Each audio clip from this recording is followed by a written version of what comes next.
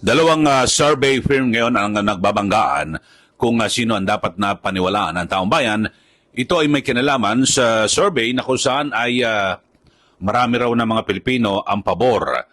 At yung isang survey naman ay hindi raw pabor dito po sa pagsulong ng impeachment trial laban po kay BP Sara Duterte.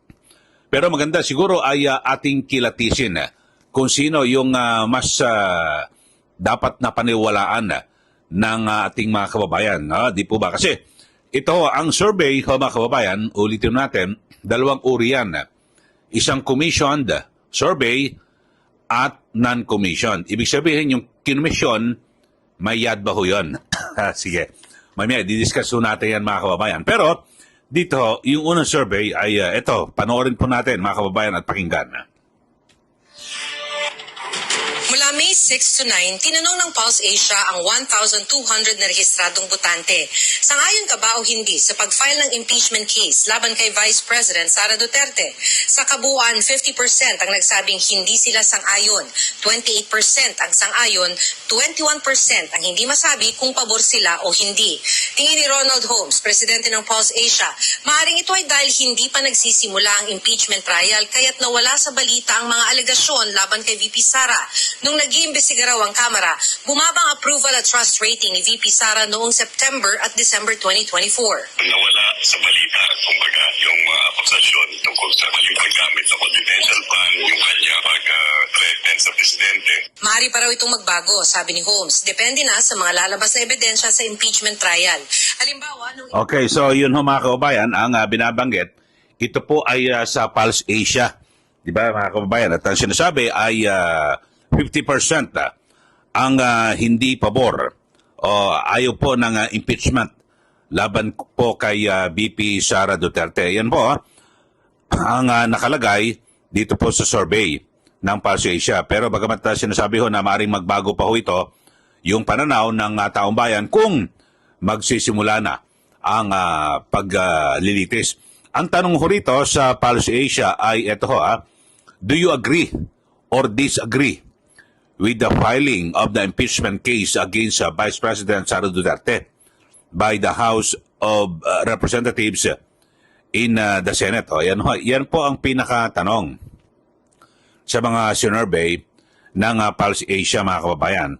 At ang yun ho, marami po ang nagsasabi na wala. Hindi raw po sila pabor, no? Ito ho, ang hindi pabor ay 50%. Ayan. At ang agree ay 28%. O, yun ho mga kababayan. Ibig sabihin ho niyan ay mas nakararami ng mga Pilipino ang ayaw po ng impeachment laban po kay BP Sara Duterte. So, yun ho, maliwanag ho yan. Sabi po yan ng Pulse Asia. At itong survey ng Pulse Asia ay not commissioned. Ibig sabihin ay hindi kinomisyon, hindi binayaran. Pero sa kabilang banda naman, ito namang SWS, panoorin ho natin. Majority of Filipinos believe Vice President Sara Duterte should address impeachment charges filed against her. That's according to a social weather station survey commissioned by Stratbase Group. 88% of respondents insist the Vice President must answer all allegations pertaining to corruption to clear her name. Meanwhile, 93% believe she must work to prioritize the country's needs. 81% of respondents also want Duterte to stop politicizing and to stop criticizing the government and its initiatives. The Philippine Foreign Affairs Department... So yun ho mga kababayan, itong survey naman ng SWS, ang sinasabi ay marami raw ho ng mga Pinoy ang pabor na dapat ay ituloy ang impeachment at ang dapat ho ay sagutin ho ni BP Sara Duterte ito hong ang mga aligasyon laban sa kanya. Kasi ang tanong ho rito, ito ho, opinion on whether Vice President Sara Duterte should be, yung binabanggit ho rito na dapat hong sagutin ho ng Vice Presidente. So yun ho mga kababayan, ito tingnan natin yun, ang tanong ho dito ay, ito, ang sabi ho nila, nakakarami raw ho na gusto hong sagutin ho ni BP Sara. ang mga aligasyon na laban po sa kanya. So magkaiba ho, 'di ba? Ang resulta ng survey dito ho sa sa Pulse Asia at din po sa SWS. Pero maliwanag naman ho, sinabi ho no sa report na ito hong ito hong survey ng SWS ay kinomisyon ng ang sabi ho ng survey ay kinomisyon ng Stratbase. So ano ibig sabihin ng kinomisyon? Binayaran. Ayan, panahon natin. No? Majority of Filipinos believe Vice President Sara Duterte should address impeachment charges filed against her. That's according to a social weather station survey commissioned by Stratbase Group. So commissioned by Stratbase Group. So ibig sabihin ay kinomisyon, binayaran ho mga kababayan. Kumpara sa Pulse Asia na not commissioned. So ano ho ba ibig sabihin ng commissioned? O ito. At bibigyan ko kayo, madali naman, i-google lang naman ho mga kababayan. No? Ayan, no? A commissioned survey means a survey that is paid for and often directed by a specific individual, organization, or company. So yun ho, tignan nyo. Basahin nyo mga kababayan. No? Ang commissioned survey ay bayad, binayaran. At siyempre, di natin alam kung kung ano ang intention dito. Pero siyempre, kinakailangan pangalanan ho ng survey firm kung sino ang nag-commission. Strat-based group daw ho ang nagbayad o nag-commission dito po sa survey ng SWS. So dito ho, kasi ako, wala naman ho tayong kinakampihan ho dito. Parehong ito hong Pulse Asia at din po itong SWS ay matagal daw silang nasa ganyang linya ng negosyo, ng ganyang ginagawa ho na survey na yan ho, di ba? Sa politika lahat ho na ginagawa ho dito po sa ating bansa. Pero kayo ho, sa ating mga viewers, sa ating mga suki dito po sa ating YouTube channel, kanino ho ba kayo mas naniniwala? Kasi sabi ho sa Pulse Asia na hindi po kinomisyon, hindi po binayaran. Ibig sabihin, kusa nilang ginawa para makuha ang sentimiento ng taong bayan ay ang sabi po ng Pulse Asia, 50% mga Pilipino ay hindi pabor na isulong ito pong impeachment. Sa kabilang banda naman ho, sa SWS, ang sinasabi, marami raw ho ng mga Pilipino ay pabor na sagutin ni VP Sara Duterte itong impeachment. So yun ho, nagbabanggaan itong dalawang survey firm.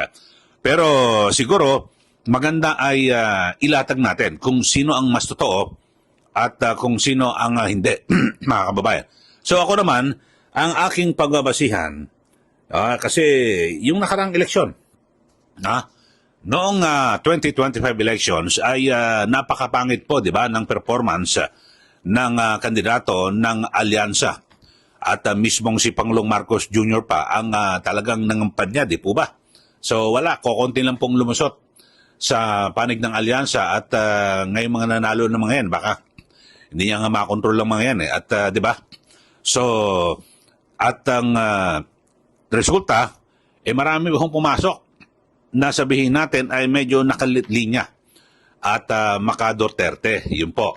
So, ibig sabihin, mga kababayan, dahil dito, sa resulta ng eleksyon, ang pagbabasihan ko, mga kababayan, ay mukhang tama yung sa Pulse Asia.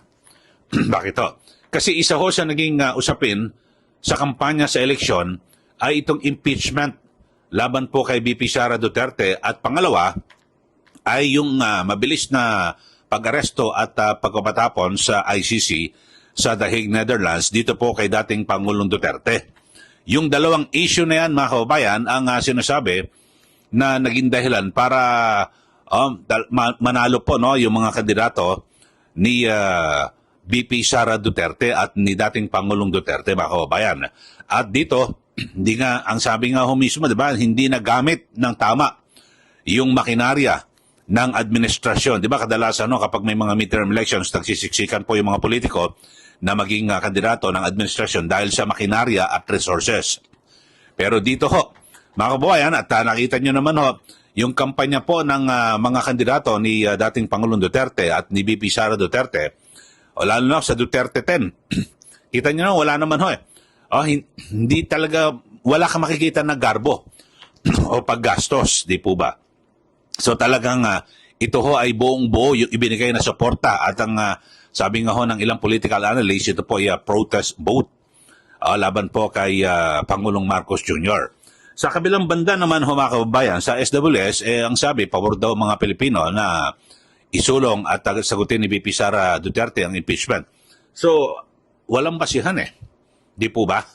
So, yan po ang ginagamit na, yung SWS, ang ginagamit ng mga pabor, yung mga politiko na pabor ho ang, yung isulong ang impeachment.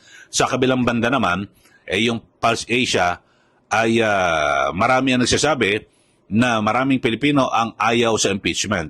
Pero dahil ho dyan, kayo, Pulse Asia ba kayo o SWS?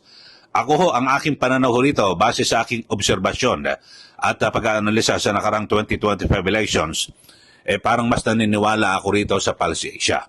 Kasi ang ginawa kong basihan, maraming nangamote sa mga kandidato ng alyansa, at mismong si Pangulong Marcos Jr. ang nag-endorso, kasi pag pabor ka sa impeachment, talagang nasa administrasyon ka. Pag ikaw naman ay laban sa impeachment, nasa Duterte ka, parang gano'n, o nasa oposisyon. So, yun ho lang ho mga kababayan. Kayo ho ba, sino ba ang mas inyong paniniwalaan? Yung Pulse Asia na not commissioned o hindi binayaran, walang umupa o kung naman na nag-request na tao o kumpanya, or doon sa SWS na commissioned, binayaran. Pinakita ko naman sa inyo yung ibig sabihin ng commissioned, di ba?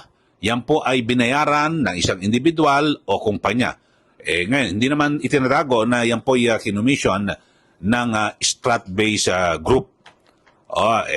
Yun ho. Kayo, bahala na ho kayo. Basta ako, paranaw ko lang ho pinagbasihan ko, nakarang resulta ng eleksyon, mas naniniwala ako sa Pulse Asia na kung saan ay maraming mga Pilipino ang ayaw sa impeachment. Kaya naman nararamdaman na ho natin na yung maraming mga politiko, lalo na ho yung mga senador, alam ho nila, mas marami ho ang ayaw po sa impeachment dahil sa ang talagang yung mabisang resibo. Ika nga, resibo o katunayan, yung resulta po ng 2025 elections dito po sa ating bansa. Sa mga bago lang po sa ating channel, subscribe na po kayo at huwag niyo po pong kalimutan na i-share at i-like para lagi po tayong updated sa ating mga issue na tinatalakay. Maraming salamat. Muli, ito po si Kaeli. Magandang umaga po, magandang araw, magandang gabi sa ating lahat.